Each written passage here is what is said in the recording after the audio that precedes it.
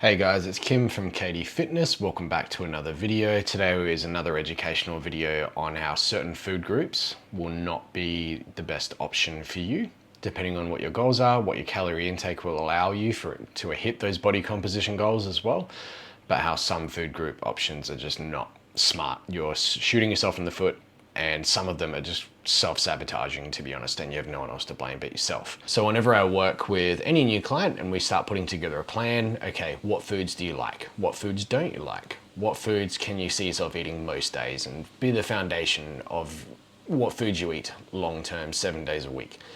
We do want some flexibility for long-term adherence and consistency from the client, but we definitely want a foundation of the same foods for consistency when it comes to hitting our certain macronutrient goals of protein, carbs, and fat every day, to put the client in a position to lose body fat and build muscle at the same time.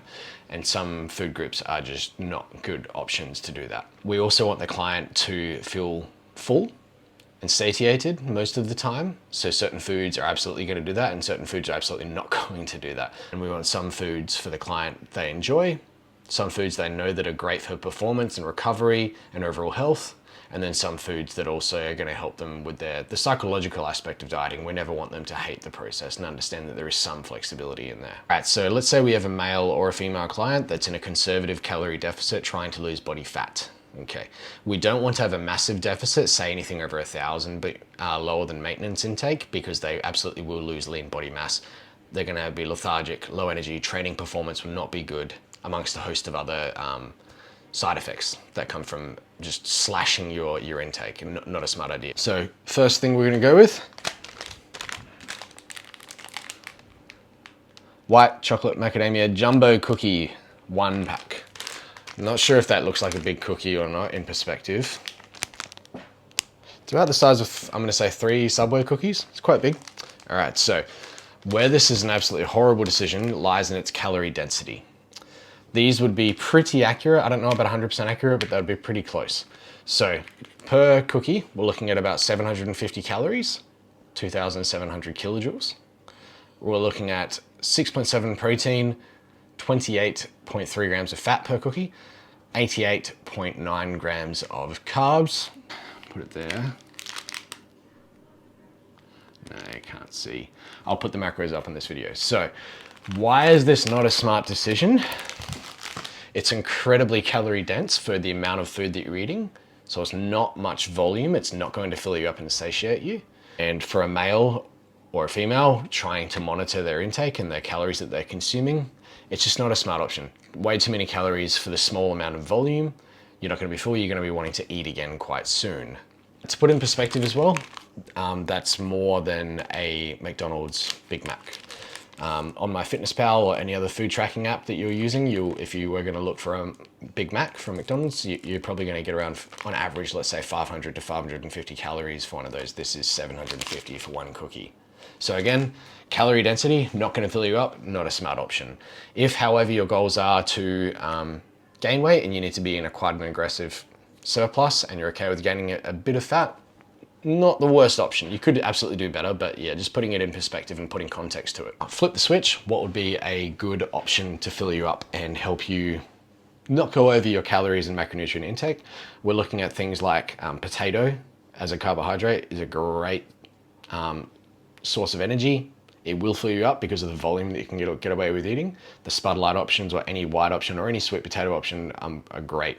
To put in perspective, 100 grams of those versus any other carb source, bread, oats, rice, pasta, we're getting under half the carbs for the same amount of weight as those other options. So potato is a big winner. If you are dieting even deeper into a deficit and you're trying to really control your carbs, pumpkin is also the next one, which is a king for long-term dieting success.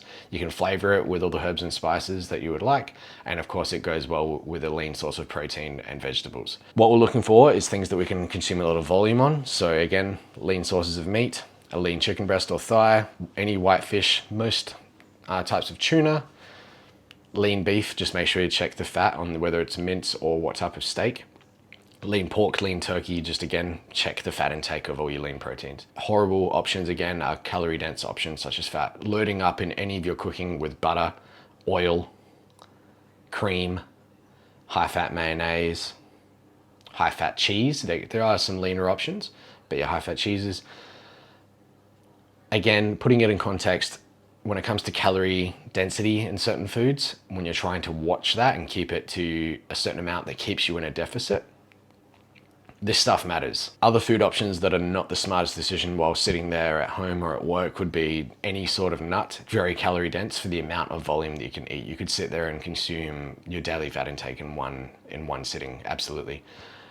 Eating out at cafes and restaurants for a big breakfast in the morning with your friends are also not a smart option. You could easily get your daily intake of fat in one meal.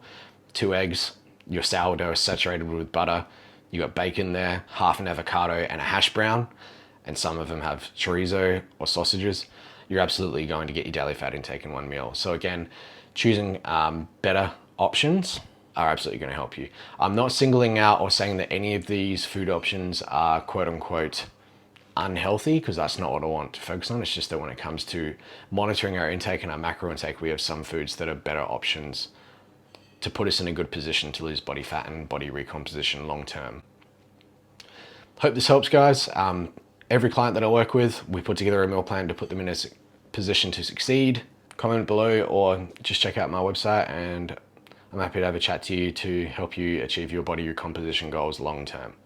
I do this with every client and I'm happy to help you as well. All right, thanks guys. See you in the next video.